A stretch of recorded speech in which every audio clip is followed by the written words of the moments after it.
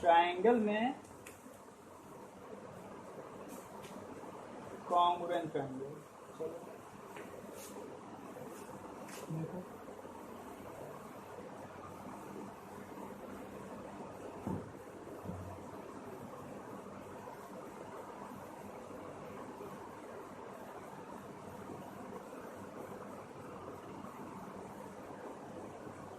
दिख रहा है तुमको? नहीं तो साइड में बैठो। दिख रहा है।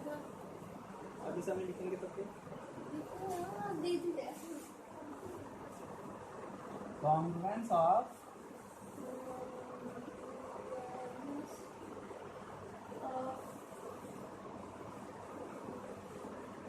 ट्राइंगल। लेटर समझ आ रहा है? ठीक है। देखो, अगर हम बात करें किसकी, कॉन्ग्रुएंस की, कॉन्ग्रुएंस में जैसे जो कल जो बता रहे थे क्या कि कॉन्ग्रुएंट दिखा दो, साइड अगर दिखा दो, तो सिर्फ ये ट्राइंगल की ही बात नहीं होती है। कॉन्ग्रुएंट जो होता है इसका मतलब ये होता है कि उनका शेप जो है वो दिखने में एक जैसा हो, ठीक है, और उनका जो फिजिकल शेप है वो इक्वल भी होना चाहिए। अगर हम ये कहें, चलो एक मान लिया कि हमने ये स्क्वायर ले लिया, अरे क्या ले लिया, square A B C D, ठीक है, और एक ये भी ले लिया, ये भी तो स्क्वायर होगा। Yes sir. है? अब दोनों का देखो फिजिकल तो क्या है अपीयरेंस, दोनों सेम है, देखने में बिल्कुल एक जैसे हैं, लेकिन क्या ये इसके इक्वल है? नहीं इक्वल है, तो इसलिए ये कॉन्ग्रुएंट नहीं होगा। क्यों? क्योंकि ये दोनों दिखने में एक जैसे हों और साथ में इनका जो जो लेंथ होती है या जो इनकी जो फिजिकल जो बॉडी होगी वो भी इक्वल होनी चाहिए। अगर इसी को हम बिल्कुल सेम ऐसा फिगर बना देते, बिल्कुल इसी के इक्वल, मान लो कि ये 5 सेंटीमीटर है, इसकी कितनी साइड है? 5 है, ये 2 सेंटीमीटर है, और इसकी भी हम क्या बना दें? 5 सेंटीमीटर, लेकिन इसका नेम हम कुछ और रख देते हैं। क्या रखना है? क्या रख दें? JKLM। तो अब इसमें जो है ये वाला फिगर इस वाले फिगर के क्या हो जाएगा? कॉन्ग्रुएंट हो जाएगा। क्यों? क्योंकि ये दिखने में सेम है, मतलब इनके ईच एंगल 90 डिग्री बना रहे हैं, ये भी 90 डिग्री बना रहे हैं। इनकी जो लेंथ है AB, इनकी साइड की जो लेंथ है वो इसके भी इक्वल होगी। तो जो कॉन्ग्रुएंट की बात करेंगे तो चाहे जो फिगर हम अज्यूम कर लें वो सभी के सभी क्या होने चाहिए? इक्वल होने चाहिए। ऐसे ही तो हम ट्राइंगल की भी बात करते हैं। अगर हम कोई ट्राइंगल ले लें, क्या, ABC,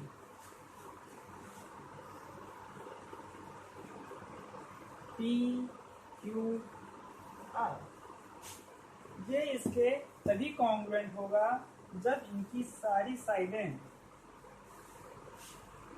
क्या हो जाए? इनके इक्वल हो जाए। जैसे अगर हम बात करें AB की, इस ट्राइंगल ABC और PQR की बात कर रहे हैं, ठीक है, इसमें AB 5 सेंटीमीटर है, इस वाले ट्राइंगल में QR क्या हो गया?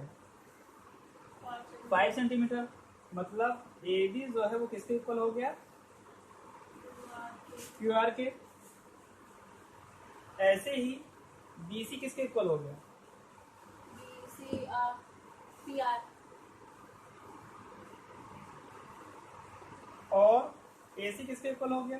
PQ। AQ के।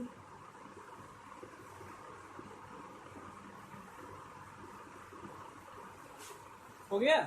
तो इसलिए अब इनकी साइड क्या होगी? इनकी जो डायमेंशन थी, मतलब जो लेंथ था, वो सभी क्या हो गए? सेम हो गए, और ये दिखने में क्या है? एक जैसे हैं। कहने का मतलब इनके साथ में जितने भी साइड होंगे इनके साइड के इक्वल होने चाहिए, और साथ में ये फिगर तभी एक जैसे दिखेंगे जब इनके एंगल क्या हो? वो भी सेम हो। मतलब इस वाले का एंगल अब इसके करस्पॉन्डिंग देखेंगे, ऐसा नहीं है कि एंगल भी हम एंगल पी के इक्वल कर देंगे, ऐसा बिल्कुल नहीं है।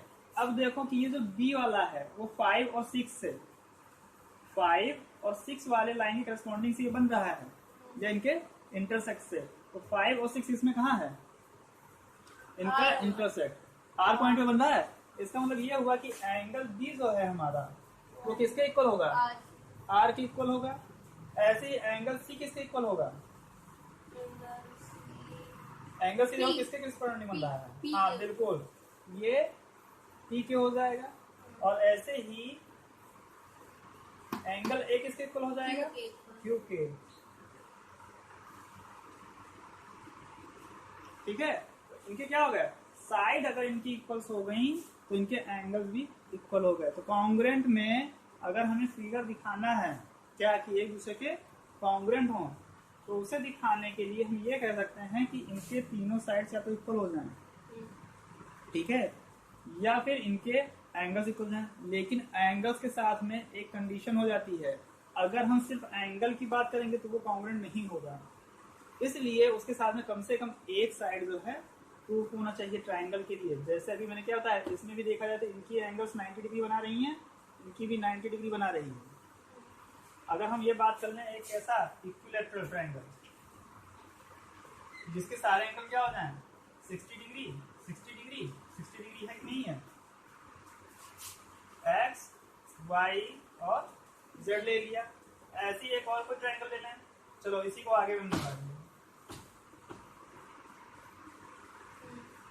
ई एस, इसमें देखो कितने ट्रायंगल बनना है, दो ट्रायंगल बनना है। कौन कौन से, एक तो एक्स वाई जेड, एक ट्रायंगल बनना है एक्स पी एस, इसमें ये 60 डिग्री है, ये भी 60 डिग्री। एंगल तो सेम है लेकिन क्या ये दोनों इक्वल हैं, नहीं इक्वल हैं।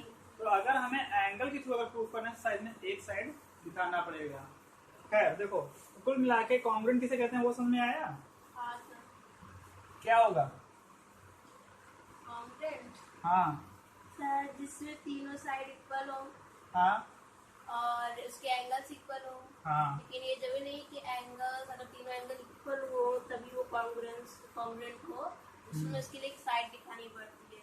ये बिल्कुल ठीक है। अच्छा, उसके बाद में देखो इनको रिप्रेजेंट कैसे करते हैं,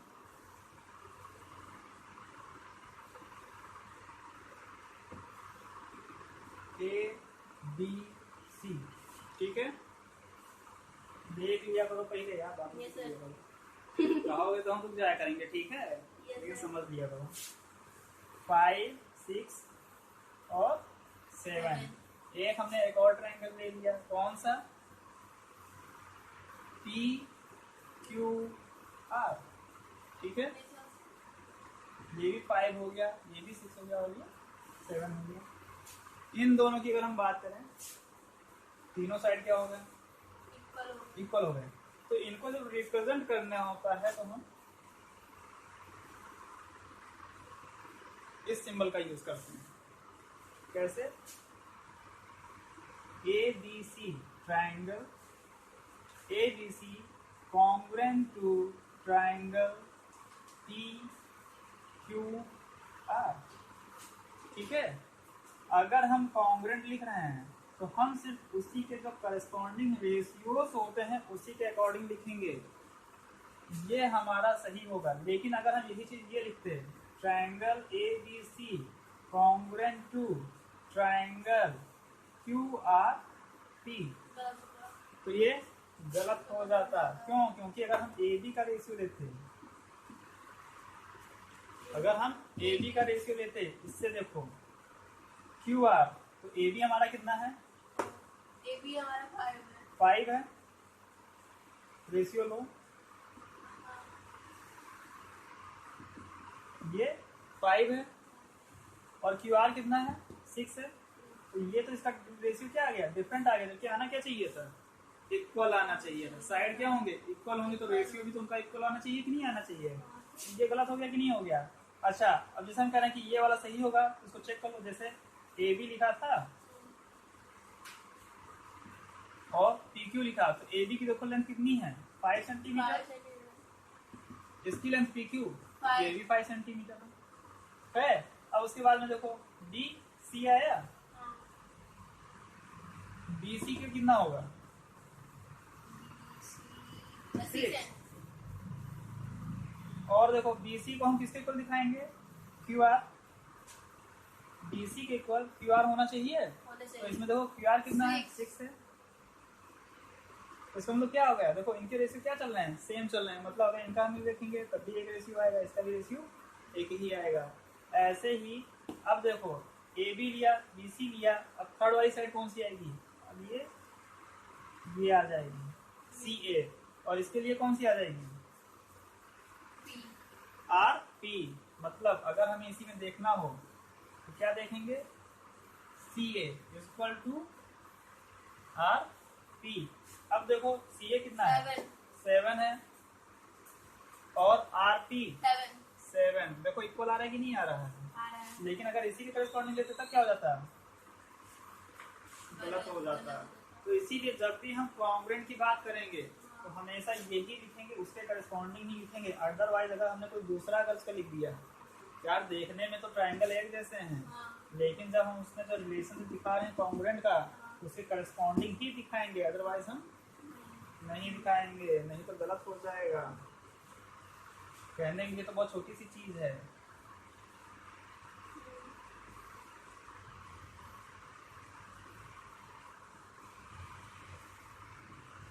कैसे रिप्रेजेंट करेंगे, इस वाले से, ये सा क्या है, सिंबल हो गया।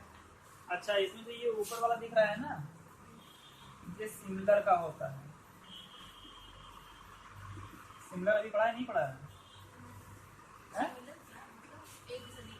हाँ, जो सिर्फ एक जैसे दिखते हों। इसमें देखो ये जो कॉन्ग्रुएंट जो फिगर बनाया गया है, जैसे हमने बोला क्या कि A B C congruent to P Q R, ये क्या है, ट्रायंगल है। इसमें ये दो सिंबल का कॉम्बिनेशन है। एक होता है सिमिलर, हमने ए बी सी लिया जिसके साथ ये इक्विलेटरल है, साथ साथ बना रहे हैं, और एक छोटा सा ले लिया पी क्यू आर। इसके तीनों एंगल ये भी 60-60 डिग्री है, क्यों, क्योंकि ये भी इक्विलेटरल है। तो एंगल तो सेम है, तो एंगल सेम होने की वजह से इनकी जो फिजिकल अपीयरेंस है वो देखने में बिल्कुल सेम लग रही है, तो इसीलिए इनके बीच में हम सिमिलर लगाते हैं, ठीक है। लेकिन जब कॉन्ग्रुएंट की बात कर रहे हैं तो इसमें क्या, एंगल के इक्वल होने के साथ साथ में क्या होना चाहिए, उनके साइड भी इक्वल होने चाहिए। तो ये दिखने में सिमिलर हैं और साथ में साइड भी क्या है, इक्वल हैं। तो ये दो के कॉम्बिनेशन से बना हुआ है हमारा कॉन्ग्रुएंट, ठीक है।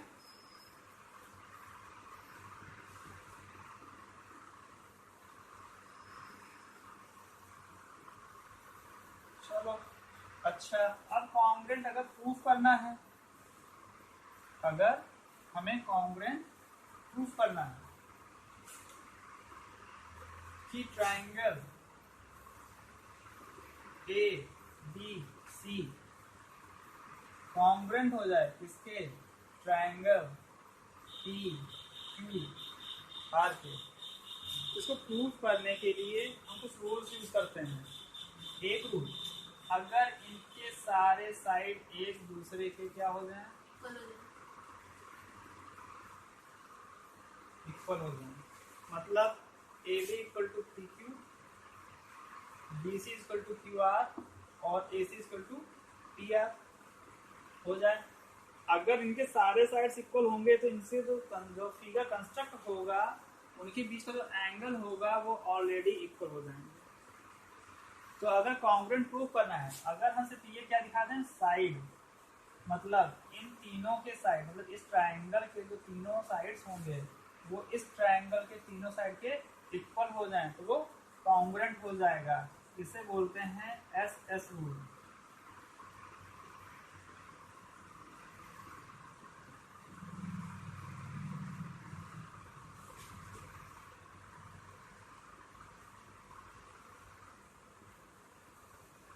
ठीक है, एक ये होता है, अगर इसमें क्या हो गया, इसमें हमने क्या दिखा दिया कि तीनों साइड इक्वल हो। लेकिन एक चीज और दिखा सकते हैं क्या, अगर हम ये दिखा दें, सिर्फ ये दिखा दें कि ये वाले A B equal to P Q, B C equal to Q R, और साथ में इन दोनों के करेस्पॉन्डिंग ये दोनों लाइन जहां पे इंटरसेक्ट करेंगे वो वाला एंगल, तो इसका ये एंगल हो गया। मतलब अगर हम टू साइड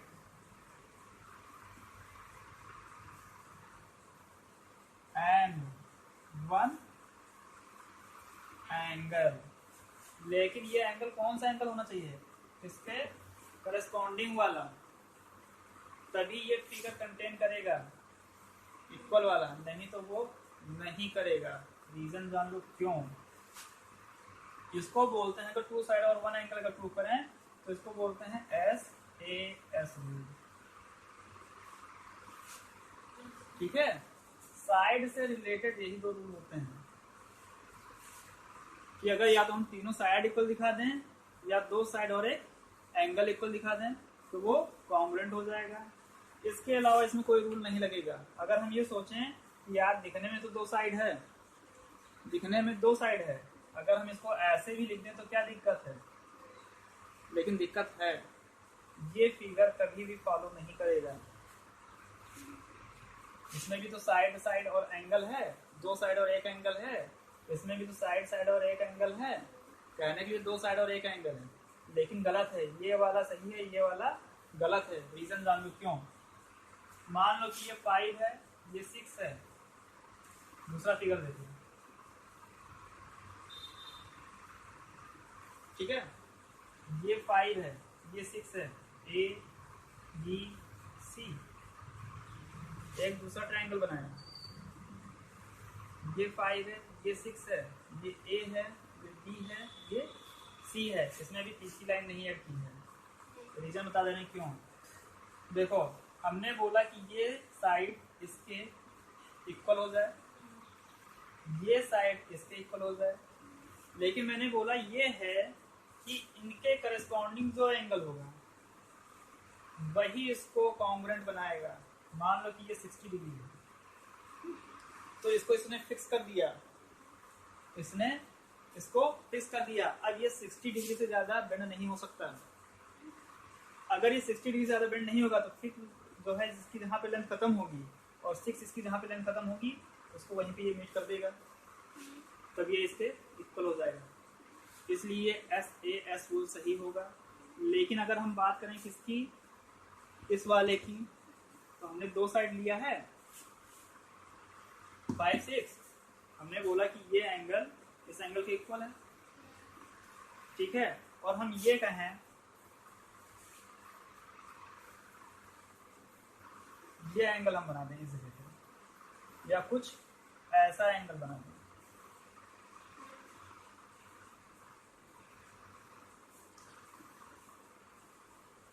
इसका मान लो कि ये 45 बन रहा है,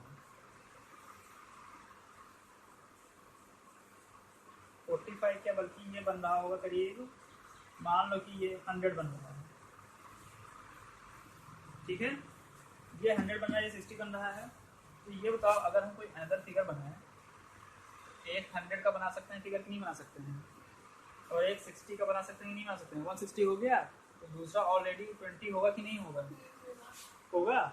तो अगर हम सिर्फ एंगल की बात करें तो मान लो कि इसको हमने 60 बना दिया और अगर इसको हम 100 बना दे रहे हैं तो क्या ये इसके लिए इक्वल हो जाएगा? नहीं होगा। क्यों? क्योंकि ये इसके तो इस पे मिलेगा ही नहीं पॉइंट पे।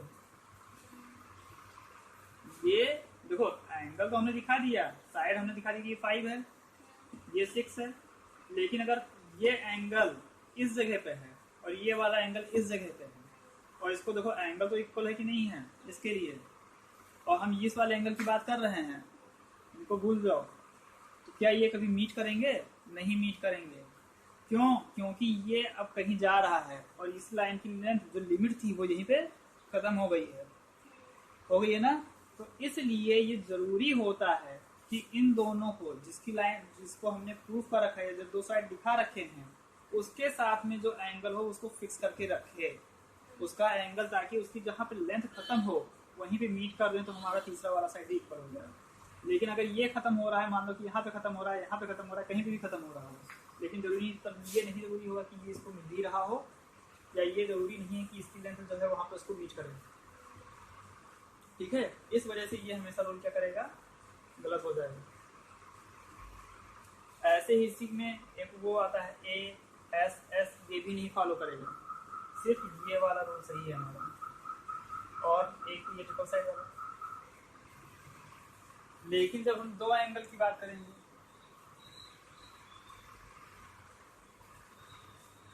साइड वाले के लिए कितने बताए, दो बताए, कौन कौन से, एक तो ट्रिपल साइड अगर हम दिखा दें यस सर। इक्वल हो जाए, और एक अगर दो साइड और एक एंगल बता दें, लेकिन करस्पॉन्डिंग एंगल होना चाहिए। ये चीज़ हमेशा ध्यान रखना, अगर उससे जो बाहर नहीं बनाएंगे तो कभी इक्वल नहीं होगा। अगर हम इसको थोड़ा सा उलट दें, जो हमने सेकंड वाला बताया था कि दो साइड और एक एंगल, अब इसी की जगह पे अगर हम दो एंगल ले लें 60 45 60 45, तो ऑलरेडी तीसरा वाला इक्वल हो जाएगा।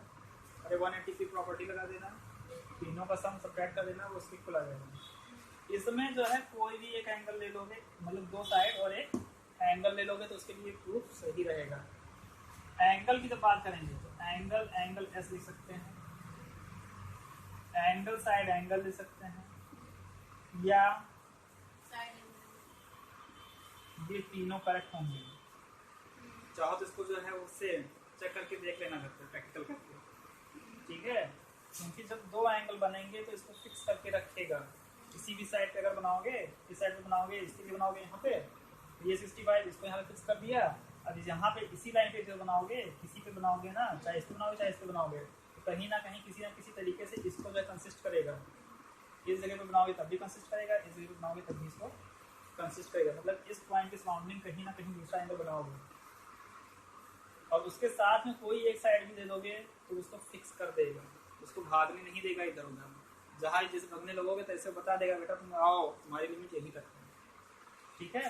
तो इसलिए इसके लिए हम कोई भी रूल यूज कर सकते हैं, बट साइड के लिए सिर्फ एक ये रूल और एक ये रूल यूज करेंगे, इसके अलावा दूसरा नहीं यूज करेंगे।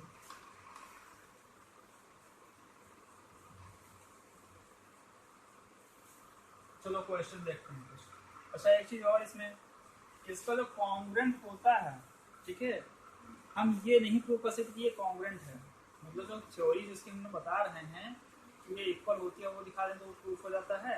हम उसकी खुद की प्रॉपर्टी को नहीं बता सकते हैं, लेकिन इस थ्योरी के हिसाब से हम दूसरे को दिखा सकते हैं कि वो कॉन्ग्रेंट है, ठीक है। क्वेश्चन देखो, जैसे कहीं कोई डाउट हो तो बताओ, कोई चीज ना समझ में आई हो तो। समझ में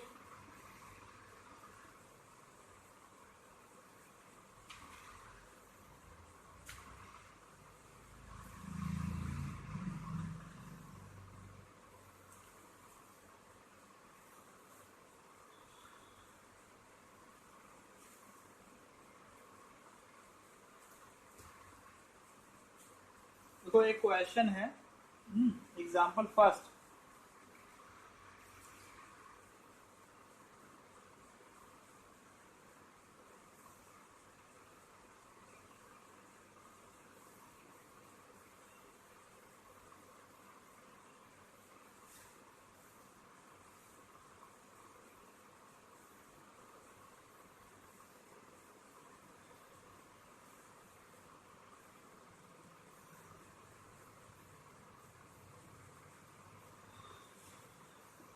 A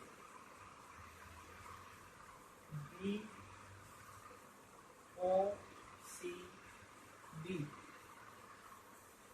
example first.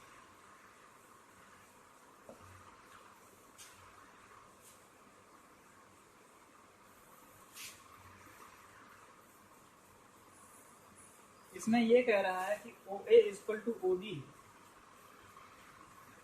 O A मतलब ये इज इक्वल टू, अच्छा साइड चलेंगे, ये बी है और ये बी है, O A equal to O B है, और O D equal to O C, O D equal to O C, मतलब ये इसके इक्वल है, कौन सा, इसके, और ओ डी ये इसके इक्वल है, ये सिंगल साइड वाला। कह रहा है कि हमें ये शो करना है, सो that triangle AOD congruent to triangle BOC। कह रहा है कि इस फिगर में OA इक्वल टू OB है, OD इक्वल टू OC है। तो हमें ये दिखाना है कि AOD equal congruent to BOC। ठीक है, चलो प्रूफ देखो। ये क्या है, गिवन है।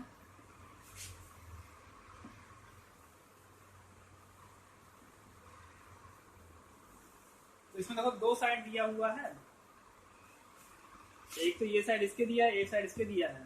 तो या तो इसमें हम एक एंगल दिखा दें या तो एक और साइड इक्वल दिखा दें, तो ये प्रूफ हो जाएगा कि ये हमारा कॉन्ग्रुएंट है। हाँ, एंगल दिखाएंगे क्योंकि साइड का इसमें कंफर्म नहीं है। तो इन ट्राइंगल इसमें AOD एंड ट्राइंगल BOC में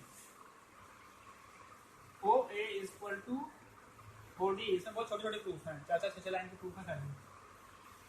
OA देख लो यार, OA इक्वल टू OD। अच्छा OD नहीं है, OB OB है, यही देख रहे हो। और OC इक्वल टू ये क्या है, गिवन है। और OC इक्वल टू OD। एक चीज और याद रखो, क्या इधर पहले कौन सा ट्रायंगल दिखा है, AOD। तो पहले AOD का ही बताया। तो ये जो इक्वल है हाँ। उसके साइड में जितने की दिखना सब पहले AOD, और जो इसके इक्वल उधर वाले में BOC। हाँ, यही लिखना। OC के साथ OD equal to OC given. ये भी गिवन था भाई। अब आती है तीसरी चीज, या तो एक एंगल या तो एक साइड। इसमें क्या प्रूफ दिखा दें, एंगल। कौन सा एंगल, ये एंगल COB, एंगल DOA। हाँ पहले एंगल DOA होगा। हाँ बिल्कुल सही, एंगल DOA, और ये इक्वल होगा। क्यों इक्वल होगा ये भी बता दो। वर्टिकली अपोजिट है। बिल्कुल सही, angle AOD equal to angle BOC, ये इक्वल होगा क्योंकि ये वर्टिकली अपोजिट एंगल।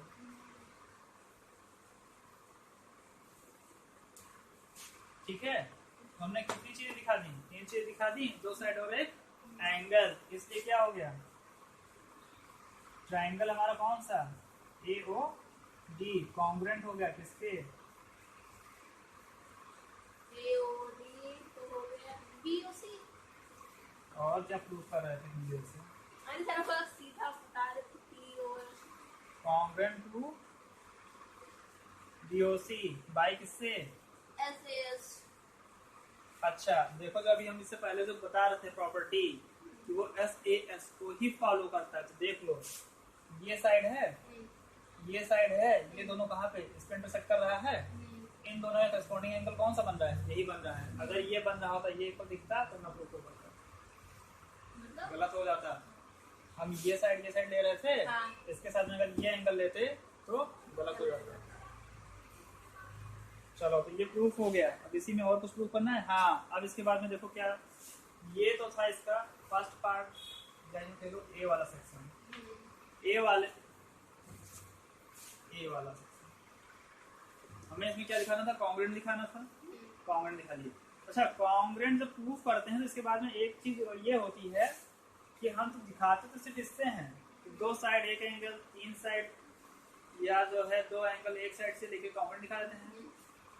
होता क्या है, कॉन्ग्रुएंट प्रूफ करने के बाद में इसके जितने भी एंगल्स होते हैं वो सब इसके इक्वल हो जाएंगे, जितने भी साइड होते हैं वो इक्वल होते हैं। उनको लिखने के लिए भाई हम इसका CPCT रूल यूज करते हैं। CPCT मतलब क्या हो गया, corresponding part of congruent triangle। हाँ बिल्कुल सही, C से करस्पॉन्डिंग, P से पार्ट ऑफ कॉन्ग्रुएंट ट्रायंगल। ठीक है, अब देखो इसी में हमको कहा जा रहा है कि हमें ये सेकंड वाले में कि प्रूफ करो AD पैरेलल टू BC, ये इसके पैरेलल दिखाना है। तो इसकी जरूरत भी नहीं पड़ेगी, चाहो तो जरूरत से लिख भी सकते हो, चाहो तो ना भी लिखो तभी हो जाएगा, नहीं पड़ेगी। जहाँ तक प्रूफ सही है। इसके आगे से कितना लिखना है, क्या हमें ये प्रूफ करना है बी वाले में। बी वाले में देखो क्या प्रूफ करना है, अल्टरनेट इंटीग्रल पैरेलल दिखाना है। बिल्कुल सही। हमें ये दिखाना है कि AD parallel to CD, AD parallel to CB दिखाना है। जब भी पैरेलल दिखाना होता है तो क्या दिखा दें, जब भी पैरेलल दिखाना हो ये हमेशा याद रखो कि अगर कोई दो लाइन पैरेलल है उस पर एक तीसरी लाइन कोई ले लो और उनके अल्टरनेट इंटीरियर एंगल, मतलब अगर कोई दो पैरेलल लाइन आ जाए साथ में उनके जो है कोई एक एंगल जो है अगर हमें मिल जाए कि वो अल्टरनेट इंटीरियर एंगल बनाने किसके विद अ ट्रांसवर्सल लाइन, मतलब एक थर्ड लाइन के थ्रू, तो ये दोनों लाइन क्या हो जाएंगी, पैरेलल हो जाएंगी। यही कॉन्सेप्ट इसमें प्रूव करेंगे, जहां भी तुमको पैरेलल दिखाना है यही कॉन्सेप्ट लगाना है। इसके आगे जितने भी क्वेश्चन लगाओगे इस चैप्टर में या आगे किसी भी चैप्टर में या कहीं भी जहां पैरेलल दिखाना हुआ बस यही तुमको याद रखना है कि उसके अल्टरनेट एंगल दिखा दें विद टू लाइंस हैं, साथ में एक जो है ट्रांसवर्सल लाइन जो उसको इंटरसेक्ट कर रहा हो। तो देखो हम ये कह सकते हैं कि कैसे OAD इक्वल टू OBC होगा, कैसे होगा, जहां तक हमने प्रूफ किया है। हाँ, तो ये इसी का तो पार्ट है। Angle OAD is equal to angle OBC, कैसे, बाई CPCT, मतलब corresponding part of congruent angle triangle. ये इक्वल हो गया, ये इक्वल हो गया, तो इसका मतलब क्या हो गया, is equal, that is it form a alternate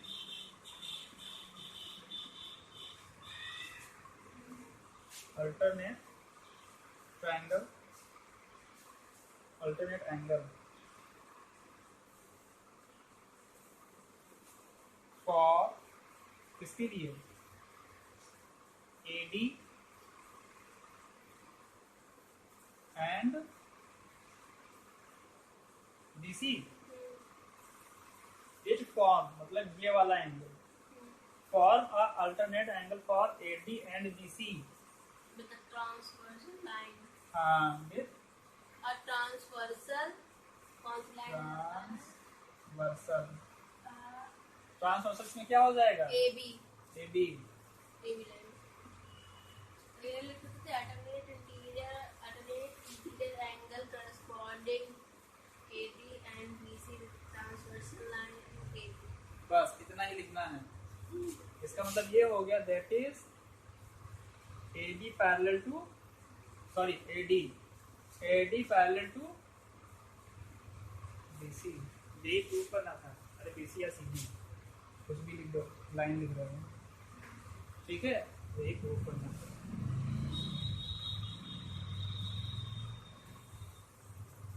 समझ में आया, जैसे हमने इधर से प्रूफ किया है वैसे हम यहाँ से भी प्रूफ कर सकते थे।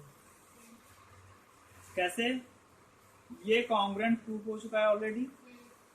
हम ये कह सकते हैं कि ODA इक्वल टू OCB, कैसे, बाई CPCT, क्योंकि कॉन्ग्रुएंट प्रूफ हो चुका है तो इनके करस्पॉन्डिंग पार्ट भी क्या होंगे, इक्वल होंगे।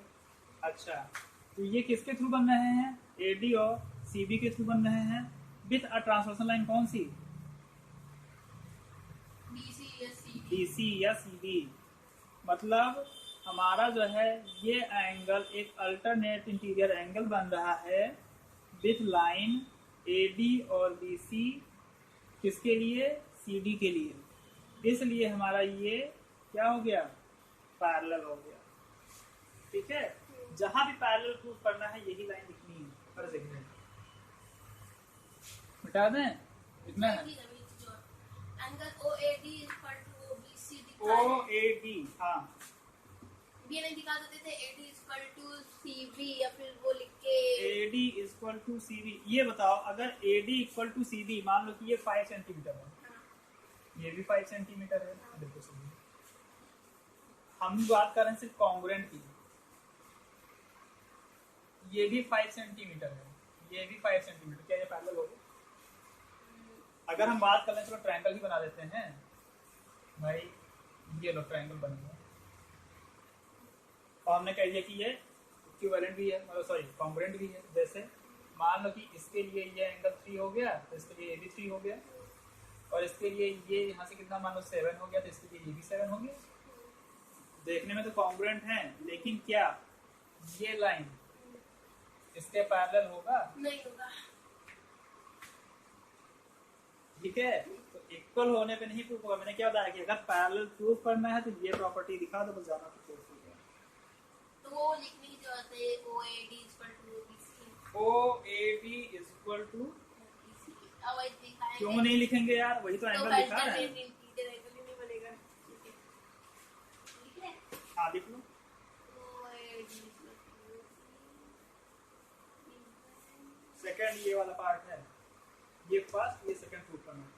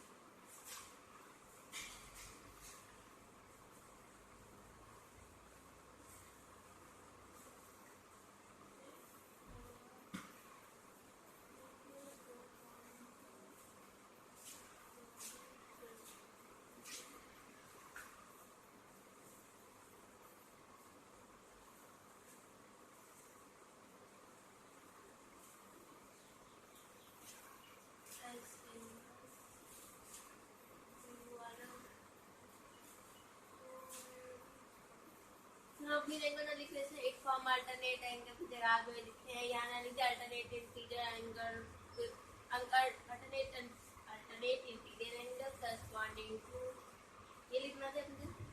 क्या लिखते हैं?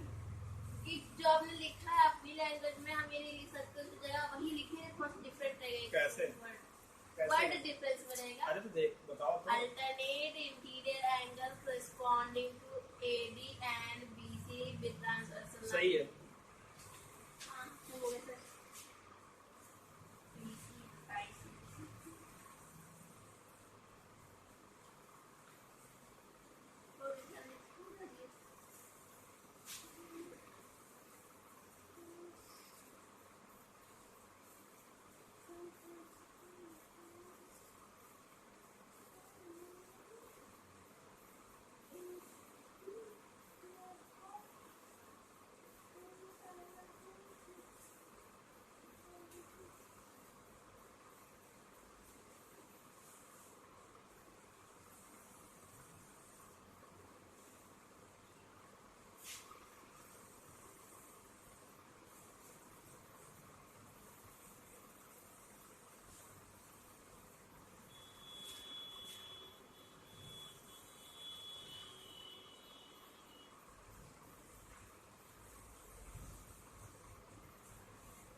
अच्छा, अगर देखो क्या दिया हुआ है, कह रहा है कि AB is a line segment. Example 2 देखो,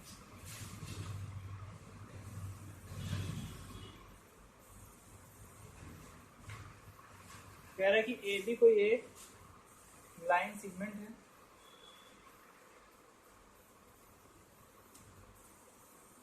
ए बी, और L is it perpendicular bisector. और कह रहा है कि L जो है एक लाइन कौन सी है, जो परपेंडिकुलर बाइसेक्टर है। ए भी एक लाइन सेगमेंट है, ठीक है, जिसमें एक L लाइन है, ये वाली लाइन, जो ए बी को बाइसेक्ट कर रहा है और क्या कर रहा है, परपेंडिकुलर बाइसेक्टर है। इसका मतलब ये है कि ये इसके साथ में क्या बना रहा है, 90 डिग्री बना रहा है, और साथ ही साथ में इसको इक्वली डिवाइड भी कर रहा है, मतलब बाइसेक्ट कर रहा है ए बी को। अब कह रहा है कि if a point P lie on L so that P is equi distance from A and B। कह रहा है कि अगर P इस L पे लाई कर रहा हो, ठीक है, P किस पे लाई कर रहा है, L पे लाई कर रहा है, तो हमें ये प्रूफ करना है कि P की जो डिस्टेंस होगी A से और B से क्या होगी, इक्वल होगी। मतलब हमें ये शो करना है, टू शो क्या कि PA is equal to PB,